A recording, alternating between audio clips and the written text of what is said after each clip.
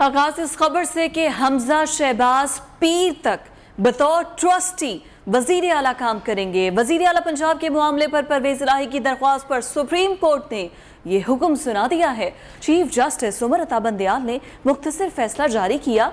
हमजा शहबाज का 1 जुलाई का स्टेटस बहाल हो गया है।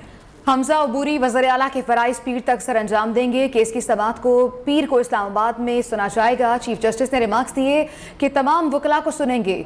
दौरान समाअत चीफ जस्टिस ने रिमार्क्स दिए कि हम 17 मई के फैसले पर नजरसानी नहीं करेंगे। हमारे पास 17 मई वाला ऑर्डर अभी चैलेंज नहीं हुआ। डेप्यूटी स्पीकर ने सुप्रीम कोर्ट ऑर्डर की आड़ लेकर वोट शुमार नहीं किए। बताया जाए कि डेप्यूटी स्पीकर ने फैसला कहां से अखज़ किया। चीफ जस्टिस का इरफान कादिर से मुकालमा हुआ है कि हमें ऑर्डर का मुतल्लिका हिस्सा पढ़कर सुनाया जाए। दौरान समाअत जस्टिस एजाजुल एहसन ने खुद ही डेप्यूटी स्पीकर की रूलिंग पढ़ दी। अदालत ने इरफान कादिर से इस्तफसार किया कि आप डेप्यूटी स्पीकर की रूलिंग का दिफा किस बुनियाद पर कर रहे हैं। इरफान कादिर ने कहा कि आर्टिकल 3(1)(a) के तहत मुनहरिफ अरकान के वोट शुमार नहीं होंगे, जिस पर जस्टिस एजाजुल एहसन ने यह कहा कि यह अदालत का फैसला है, तहकीक का नहीं है। समाअत से मुतालिक मजीद बात कर लेते हैं। उमर हयात हमारे साथ मौजूद है। उमर, सुबह से ही आप सुप्रीम कोर्ट में मौजूद हैं, जरा तफसीलन अहवाल बताइएगा एक बार फिर से हमारे नाज़रीन को।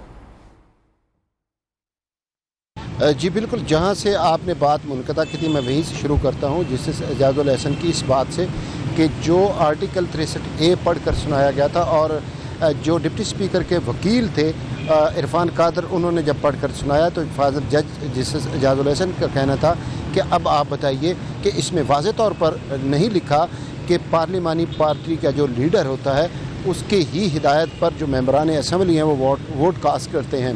जिस पर इरफान कादिर ने कहा कि जी बिल्कुल ठीक ऐसा ही है।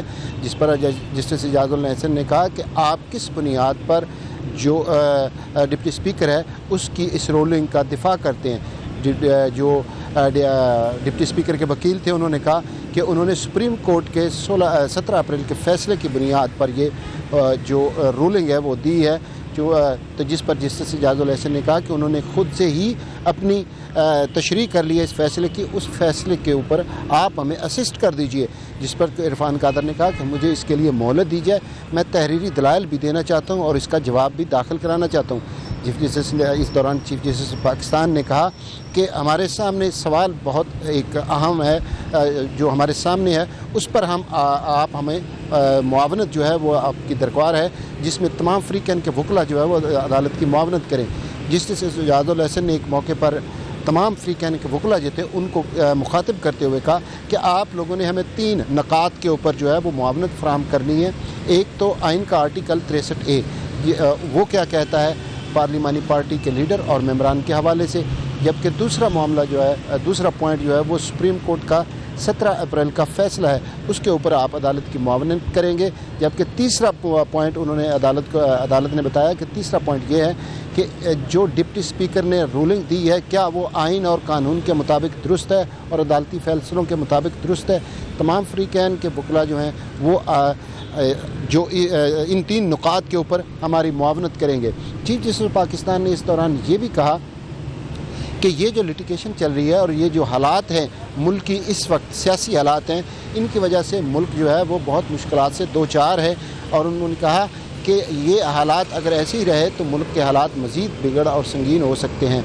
चीफ जस्टिस ने कहा कि हम चाहते हैं कि सूबे का वज़ीर आला जो है उसका ओहदा खाली ना रहे, हम इस ओहदे को खाली छोड़ना नहीं चाहते। ताहम जो फ्रीकैन के वकला हैं, जो पंजाब हुकूमत और डिप्टी स्पीकर के वकील जो हैं वो ये कह रहे हैं कि हमें जवाब दाखिल करने के लिए मोहलत दी जाए, तो हम इस ओहदे को खाली नहीं छोड़ सकते। लेकिन इस ओहदे पर अब वज़ीर आला को खाली नहीं छोड़ सकते हैं, इसी वजह से उन्हें ट्रस्टी वज़ीर आला बनाया गया है। बहुत शुक्रिया उमर, आप हमें तफसीलन अपडेट कर रहे थे।